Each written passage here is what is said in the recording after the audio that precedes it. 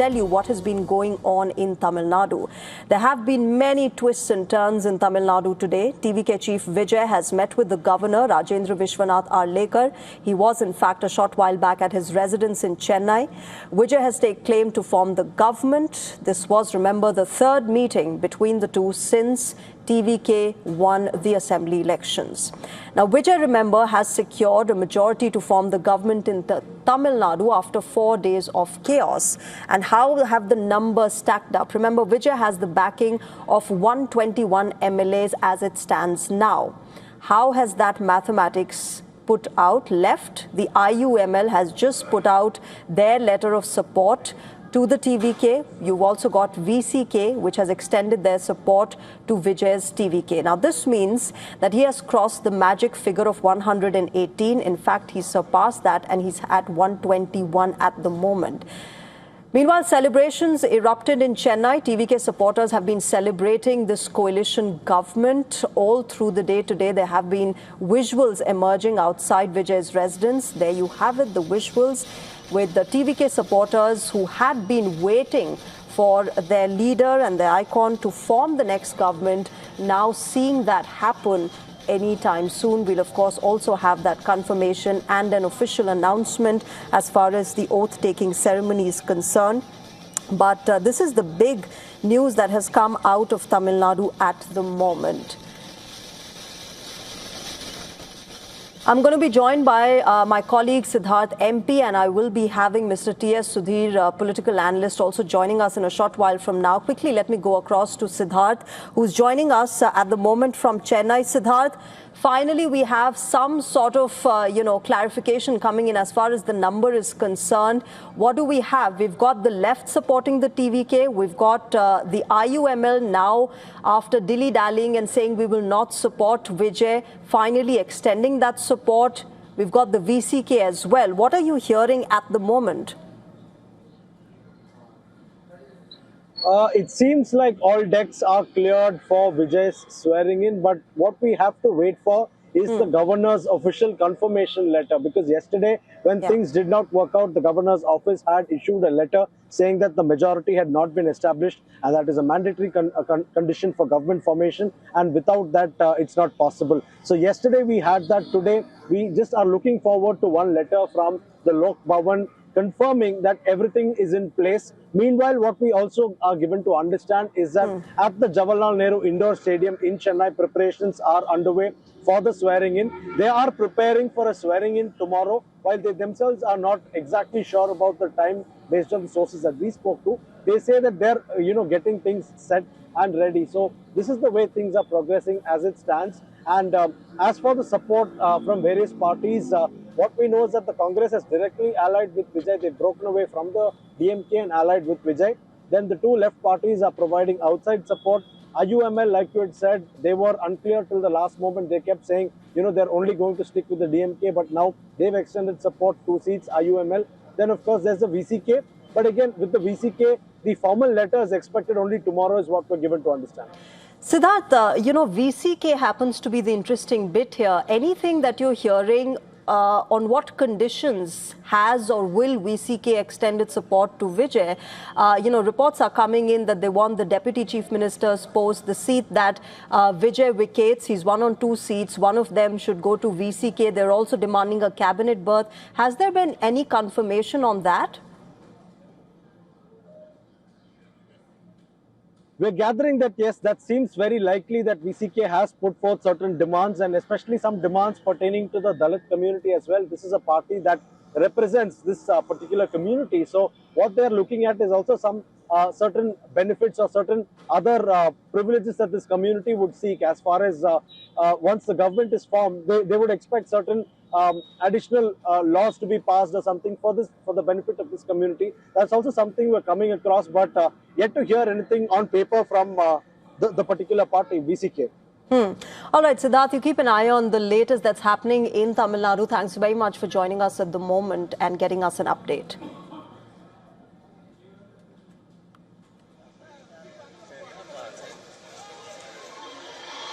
Let me also welcome my guest on the show. Mr. T.S. Sudhir joins us. He's a political analyst, journalist and columnist known for covering South Indian politics with a focus on Telangana, Andhra Pradesh and Tamil Nadu. Mr. Sudhir, good evening. Welcome to WION. It's been, quite a big day, hectic parlaying that has been going on in the state. Now, of course, you've got the IUML extending their support to Vijay as well.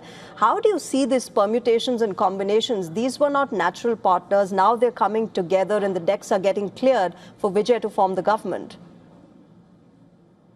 Shreya, I think the last 4 days, ever since the results came on the 4th of May, would have given Vijay the first big lesson on real politics. He contested the elections in Tamil Nadu alone, but now he has to depend on several smaller parties in order to reach the magic number of 118. And it has been a lesson in itself on how to really approach the different parties. Getting the Congress on board was the easier part because in any case, the Congress and the TVK were kind of wanting to have an alliance even before the elections, but for the fact that certain senior leaders did not want to do that and wanted to remain with the DMK. But getting the other smaller players, the two left parties, the VCK and the IUML, was the tougher part, even though all four of them had just about 2 MLAs each. And the manner in which the TVK approached them, for example, the VCK, the second in command, took objection to the fact that WhatsApp messages had been sent in order to secure their support. So obviously they were very offended, and it had to take Vijay himself to make that phone call to Tirumavalavan in order to assuage their ego and the fact that they were hurt. Subsequently, Mallikarjun Kharge and Rahul Gandhi also reached out to IUML leadership because both IUML and Congress are together as part of the UDF in Kerala. So they have an equation there. They reached out to the CPI and the CPM leadership. But what really tilted the scales in favor of the TVK was the move by the DMK to somehow support from the outside an AIDMK-led government. And that was unacceptable to the two left parties. They did not want to do that. The VCK would have never agreed to a PMK in a possible AIDMK-led government.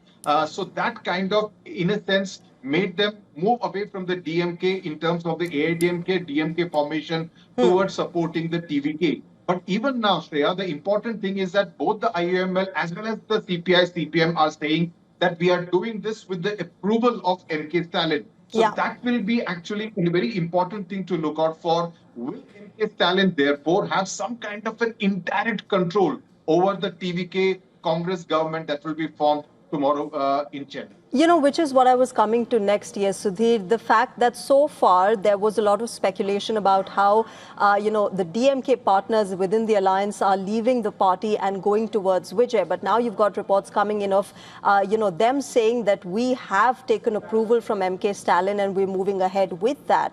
But therefore, with this kind of a situation, how do you see this coalition really working together? Because it's not going to be easy for Vijay to, take everybody in confidence and work with them, specifically, of course, the VCK as well, which has been giving out a list of demands. Absolutely. In fact, the two left parties are ideology-based parties, so they are bound to make demands. As Siddharth was pointing out, the VCK would want its pound of flesh, but also for very political reasons, because the fear in the VCK, even before the elections, was that much of the Dalit youth vote was actually veering towards Vijay. So this actually is a bit of a catch-22 situation for the VCK, that if they had not joined, the Dalit youth would have felt aggrieved that they were not being part of the power structure.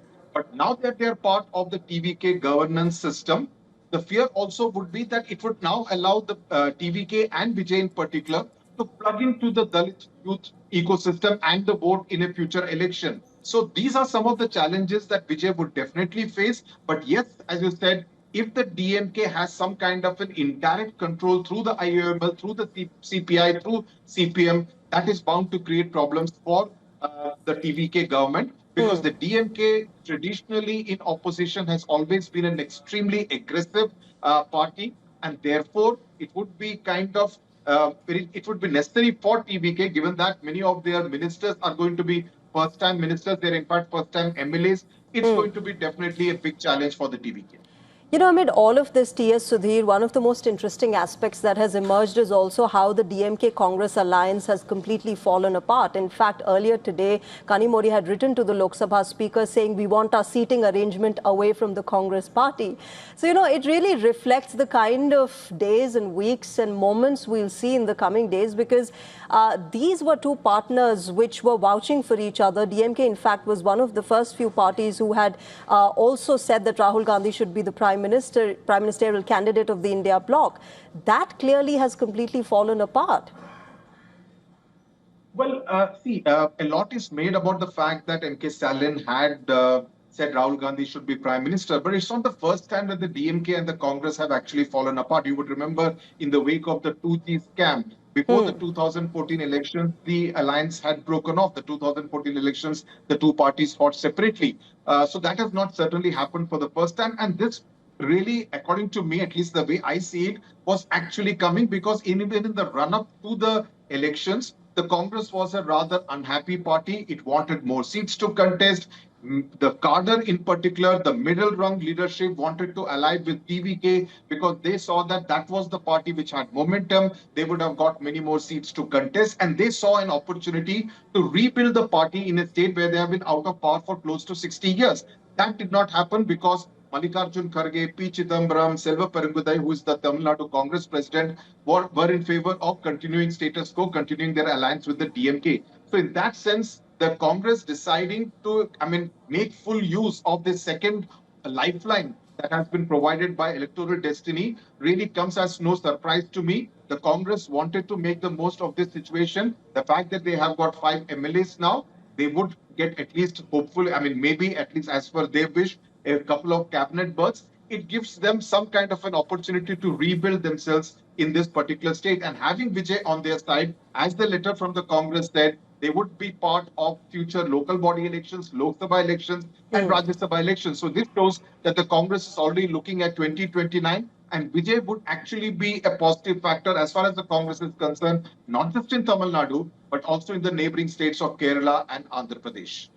Okay, so we'll have to wait and see how this moves forward and whether we do have that 11 a.m. oath-taking ceremony tomorrow. And if that happens, it's going to be a clash with Shubhendu Adhikari taking oath in West Bengal. I'll leave it there to T.S. Sudhir. Thanks very much for joining us and sharing your perspective.